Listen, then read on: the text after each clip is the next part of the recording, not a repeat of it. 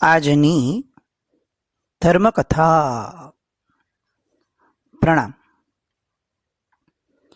રાજા દેવસિંહ આ ભવની અંદરમાં નાના બાળકને રાજગાદી પર સ્થાપી અને નિવૃત્તિનો આનંદ માણવાનું સત્કાર્ય કરી રહ્યા છે. બાળક જેમ જેમ મોટો થતો જાય છે તેમ તેમ એ પણ થોડો થોડો રત થતો જાય છે રાજકારણમાં. પણ એ ગાળા દરમિયાન દેવસિંહ પોતાના અણુવ્રતો, પોતાની વૈરાગ્યની ધારા અને એના આધાર ઉપર ઉગ્ર તપનું આચરણ એ એટલું પ્રબળ રીતે કરવા લાગ્યા કે તપના યોગે એમની કાયા સુકાવા લાગી. કાયાનું મમત્વ તો એમને જાણે ત્યાગી દીધેલું હતું અને કાયાનું કાસળ કાઢવા માટે જ જાણે મનુષ્ય ભવ મળ્યો છે એ રીતે કાયા પ્રત્યે નિર્મમ બનેલા એમણે પોતાની સમગ્ર કાયાને સૂકવી નાખી.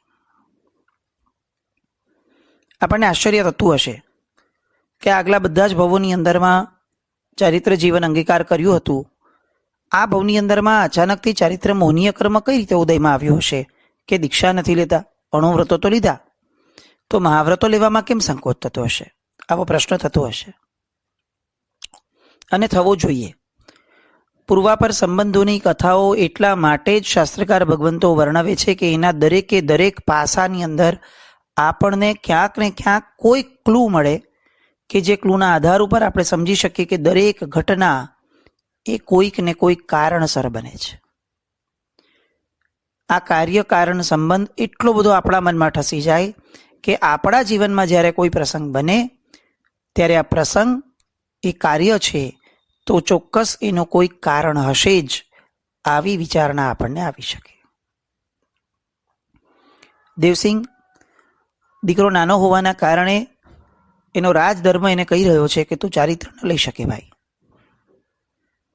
ચારિત્ર મોહનીય કર્મનો ઉદય એ પોતે ગણે છે, પોતે એ ચારિત્ર મોહનીય કપાવવા માટે અથાગ પુરુષાર્થ કરે છે. પણ વાસ્તવિક પરિસ્થિતિ પણ એ છે કે રાજધર્મ એ બહુ સ્પષ્ટતા સાથે કહે છે કે નાના બાળકને મૂકી રાજગાદીએ અને રાજા જો ચારિત્ર લઈ લે તો પોતાના સ્વધર્મનો એ પાલન નથી કરતા. અને એ વાતના આધારે દેવસિંહ શરૂઆતના વર્ષો કેટલાક બાળક જ્યારે રાજગાદી પર નાના ઉંમરમાં સ્થાપે છે પછી સાર સંભાળ પૂરતું પણ એ અણુવ્રતના આધાર ઉપર જીવે છે. અને આ અરસામાં તપ દ્વારા એમણે કાયા સૂકવી દીધી. આપણે એવું ચોક્કસ કહી શકાય અને શાસ્ત્રકાર ભગવંતો પણ એવું કહે છે, ગ્રંથકાર ભગવંતો, કે દ્રવ્યથી સાધુ ભલે નહોતા બન્યા પણ ભાવથી એ સાધુપણાના ભાવમાં જ રમતા હતા. આ પરિસ્થિતિ છે ને બહુ જ ઉત્તમ છે કે જે પરિસ્થિતિને આપણે ક્યારેય અનુભવી નથી શક્યા, આપણે ક્યારેય સમજી પણ નથી શક્યા. આપણને ઘણીવાર આવું લાગે કે એને દીક્ષા નથી લીધી તો બધું નિરર્થક છે, અને વાત ખોટી પણ નથી. સમકિત વિણ ચારિત્ર નહીં, ચારિત્ર વિણ નહીં મુક્તિ. આખું એક પદ આપણા લેવલ પૂરતું સજ્જાઈની અંદરમાં આપણે હંમેશા ગાતા હોઈએ છીએ, પણ આપણું ધ્યાન હંમેશા એ પદના બીજા ભાવ તરફ વધારે હોય છે, ચારિત્ર વિણ નહીં મુક્તિ. એટલે આપણને દરેક જગ્યાએ એવું થવું જોઈએ કે ચારિત્ર વિના જો મુક્તિ નથી જ તો પછી અણુવ્રતોને બધું બરાબર, પણ ચારિત્ર ધર્મ તરફ એને જવું જોઈએ. અને આ શ્રાવકપણાનું આલંબન પણ છે. પણ એક બીજો એક એસ્પેક્ટ છે કે જે એની આગળની કડી છે. કયા ચારિત્ર વિના મુક્તિ નથી? તો કે સમકિત પૂર્વકના ચારિત્ર વિના મુક્તિ નથી. તો ચારિત્રની પૂર્વ ભૂમિકા શું? જો મોક્ષની પૂર્વ ભૂમિકા એ ચારિત્ર છે તો ચારિત્રની પૂર્વ ભૂમિકા શું? તો સમ્યક દર્શન. સમ્યક દર્શન સહિતના ચારિત્રથી મુક્તિ છે. એટલે ચારિત્રનો પુરુષાર્થ અવશ્ય કરવાનો. કેવા ચારિત્રનો પુરુષાર્થ કરવાનો? તો કે સમ્યક દર્શન સહિતના ચારિત્રનો પુરુષાર્થ.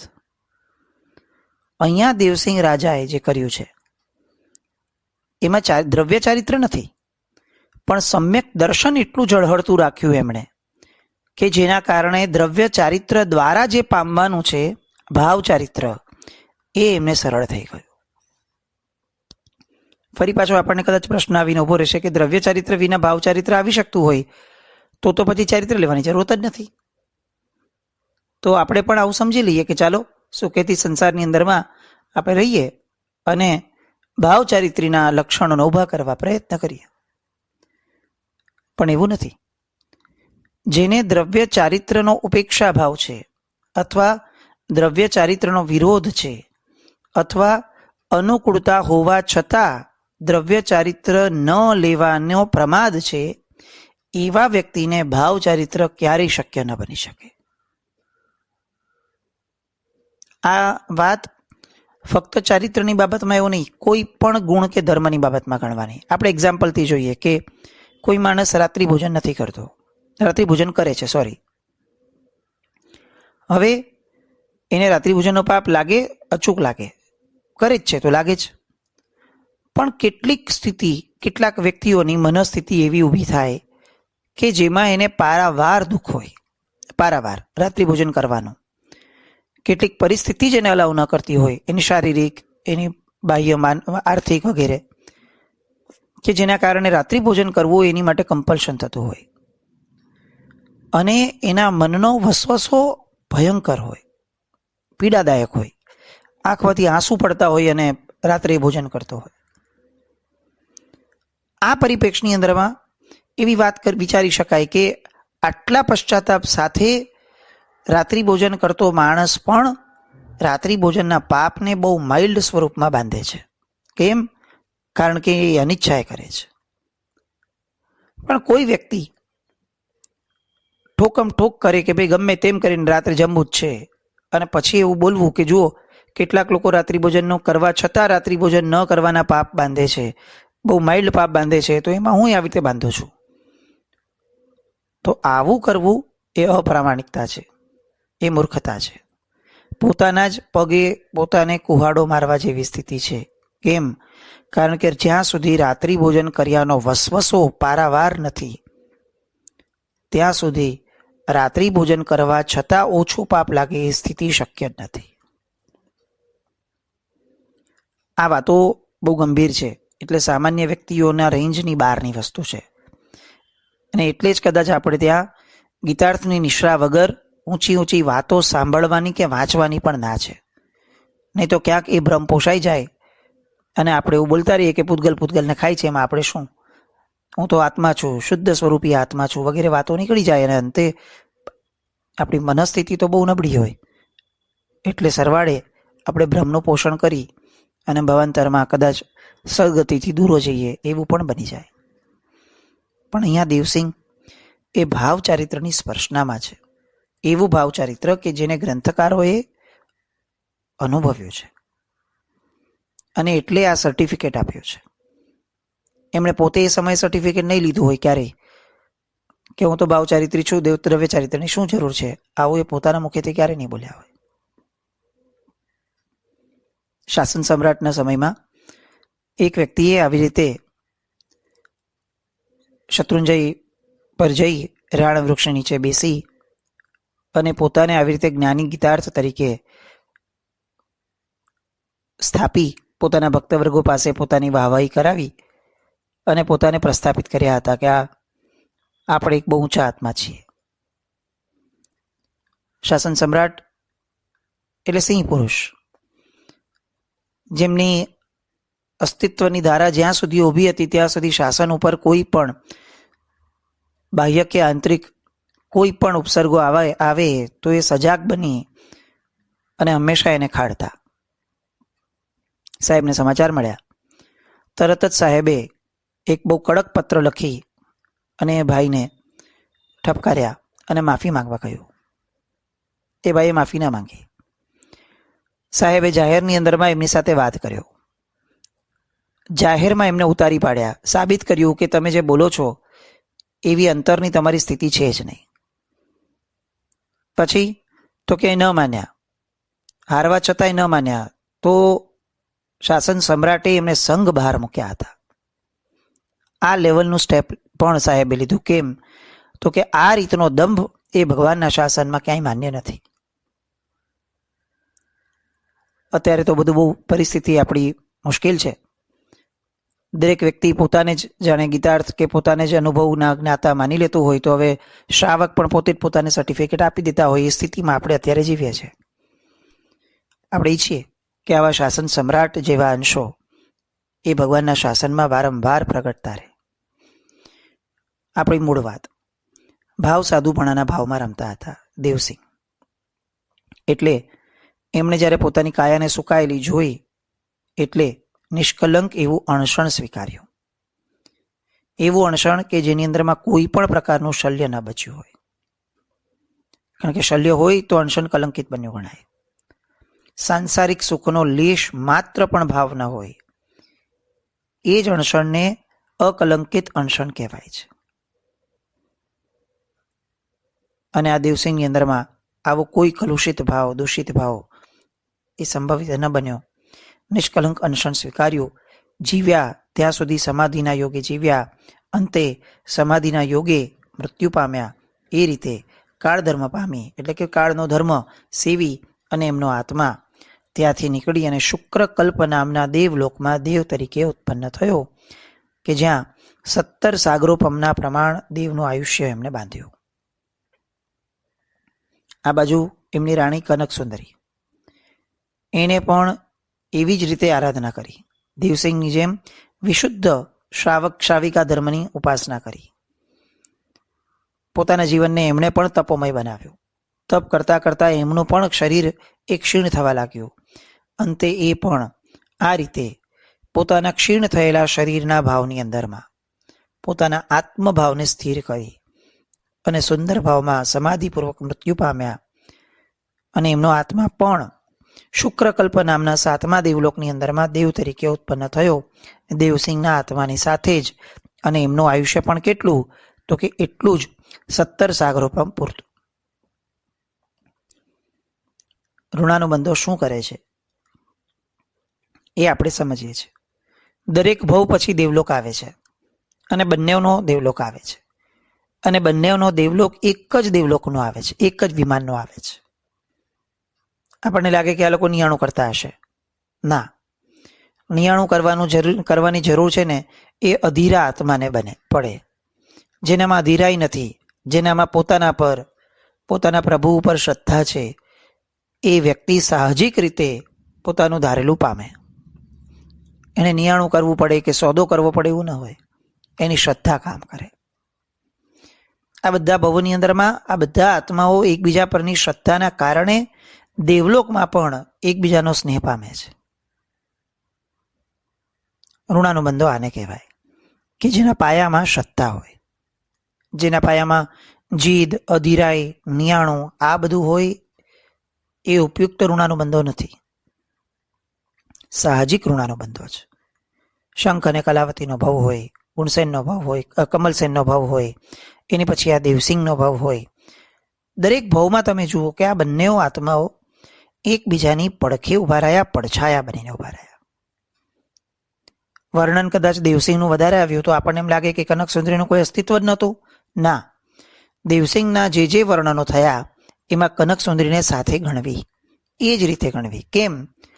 તો કે એ સમયની આર્ય દેશની પ્રણાલિકા જ હતી કે પત્ની એ પતિનો પડછાયો બનીને જીવે, અને પતિ એ સતત જેમ શરીર પડછાયાથી ક્યારેય ભિન્ન ન હોઈ શકે એ રીતે પોતાના પડછાયાને સાથે રાખીને ચાલે. પરસ્પરસની લાગણીઓ હતી. વર્ણન કરવાની ક્ષમતા કદાચ એવી હોય કે જેમાં કોઈ અધૂરું વાક્ય બોલ્યો કે સ્ત્રી પડછાયાની જેમ રે, તો બુદ્ધિજીવી લોકોને પ્રશ્ન થયો કે કેમ દર વખતે સ્ત્રી પડછાયાની જેમ રે ભાઈ, એને જ પાછળ ચાલવાનું, એને જ બધું ભોગવવાનું. હવે 500 વાતો કે જેનું કોઈ અસ્તિત્વ જ ન હોય એવી ઉપજાવીને કઢાય અને પછી મતિભ્રમ ઉભો કરાય. પણ હકીકત આ છે કે સ્ત્રી પડછાયાની જેમ જીવી અને પુરુષે જેમ દેહથી પડછાયો ક્યારેય ભિન્ન ન થાય એવી રીતે પોતાના પડછાયાને સતત પોતાની સાથે રાખીને એ જીવ્યા. આ અરસપરસનું કાર્ય. દેવલોકનો એ ભવ, એની અંદર પણ સુખેથી એ જે કાળ પસાર થયો એમાં બંને ભેગા રહ્યા. અને આ પાંચમો ભવ આ બંનેનો એ પૂરો થયો. ત્યાંથી ફરી પાછા ચવ્યા. આપણે 21 ભવોની વાતો કરીએ છીએ, જેમાં 11 ભવ મનુષ્ય લોકના આવવાના અને 10 ભવ દેવલોકના આવવાના. અને ક્રમબદ્ધ રીતે આ જ ચાલવાનું. મનુષ્ય ભવ, દેવલોક ભવ, મનુષ્ય ભવ, દેવલોક ભવ. બંને આત્માઓ બંને જગ્યાઓએ ભેગા રહે છે. મનુષ્ય ભવમાં પણ મળી જાય છે વેલા મોડા, અને દેવલોકમાં પણ ભેગા જ હોય છે. તો આ એક ભવ થયો. હવે એના પછીનો ભવ આવે છે દેવસિંહ અને કનકસુંદરી પછીનો, જેમાં દેવસિંહ એટલે કે શંખનો આત્મા એ દેવવ્રત નામના રાજકુમાર તરીકે જન્મ પામે છે. ક્યાં? તો કે સુકચ્છ નામનો વિજય, આગ્રામહી નામની નગરી, મહાવિદેની વાત છે. અને રાજાનું નામ છે વિમળ કીર્તિ. વિમળ કીર્તિની પત્નીનું નામ પ્રિયમતી. આ પ્રિયમતીની કુક્ષીએ દેવસિંહનો જીવ દેવલોકથી ચેવીને ઉત્પન્ન થાય છે. ગર્ભના પ્રભાવથી રાણીએ સ્વપ્નમાં દેવનો રથ પોતાના મુખની અંદરમાં પ્રવેશતો હોય એવું સ્વપ્ન જોયું હતું, ગર્ભમાં જ્યારે બાળક આવ્યું ત્યારે. એટલે ગર્ભકાળ પૂર્ણ થતા રાજા અને રાણીએ સ્વપ્નને અનુસરી અને પુત્રનું નામ દેવરથ એવું પાડ્યું. અને હકીકત પણ એમ જ હતી, દેવલોકથી પુત્ર આવી રહ્યો હતો તો એ દેવના રથમાં બેસીને આવતો હતો. આ સ્વપ્નને પણ એને સાકાર કર્યો અને એના કારણે એનું નામ પડ્યું દેવરથ. દેવરથનો બાલ્યકાળ એ યૌવન વય સુધી પહોંચ્યો. આ બાજુ કનકસુંદરીનો જીવ એ પણ દેવલોકથી ચવી રતિરત્ન નામના નગરની અંદરમાં રાજા રવિ તેજ એની પત્ની રતિદેવી એમની કુક્ષી અવતર્યો. અને રતિદેવીએ પુત્રીને જન્મ આપ્યો. રાજા અને રાણીએ બંનેએ પુત્રીનું નામ રત્નાવલી પાડ્યું. એટલે આ ભવમાં આ યુગલ દેવવ્રત અને રત્નાવલી, આ નામે આ બંનેનો ભવ એ આગળ વધવાનો. આ બાજુ રત્નાવલી પણ બાળપણ વિતાવતા 64 કળાની અંદરમાં પારગામી થઈ અને યૌવન વયને પામી. પણ આ રત્નાવલીની અંદરમાં એ જ પૂર્વભવનો સંસ્કાર કે જેમાં એને ક્યાંય કરતા ક્યાંય પણ વિકાર પ્રગટતો નથી. પુરુષનું નામ સાંભળે અને જે જણજણાટી યૌવન વયની અંદરમાં સાહજિક રીતે થવી જોઈએ એવી કોઈ પણ પ્રકારની સંવેદના આ રત્નાવલીને થતી જ નથી. રાજા રાણીને ચિંતા થઈ. અધૂરામાં પૂરું એને એવી સખીઓ મળી હતી કે જે સખીઓની અંદરમાં ક્યાંક ને ક્યાંક કોકના અનુભવે એને ધીરે ધીરે પુરુષો પ્રત્યે દ્વેષ ઊભો થતો ગયો. થાય ને, સાથે આપણી હારે હોય કોઈ અને સમજાય કે ભાઈ આ સ્ત્રી હારે એના પતિ આવી રીતે ભયંકર દુર્વ્યવહાર કર્યો અથવા એની હારે અન્યાય કર્યો, અને એક અનુભવ આવો, બીજો અનુભવ આવો, ત્રીજો અનુભવ આવો, અને ધીરે ધીરે આપણું માઇન્ડસેટ સેટ થતું જાય કે પુરુષ નામની પ્રજાતિ જ વિચિત્ર છે ભાઈ, એ સ્ત્રી સાથે હંમેશા અન્યાય જ કરતો હોય. એટલે એના કારણે એક ગ્રંથિ બંધાતી ગઈ, જે ગ્રંથિના આધાર ઉપર પુરુષો પ્રત્યેનો દ્વેષ એ એના મનમાં ઠસાતો ગયો. રતિરત્નનગર એ ખૂબ ચિંતાતુર બન્યું કે ભાઈ આપણી રાજકુમારી રત્નાવલી પુરુષો પ્રત્યે દ્વેષ રાખશે તો જીવન કઈ રીતે જશે? દીક્ષા તો લેવાનો કોઈ ભાવ નથી અને લગ્ન પણ ન થાય કારણ કે પુરુષ પ્રત્યે દ્વેષ છે, તો પછી જીવન કઈ રીતે વીતશે?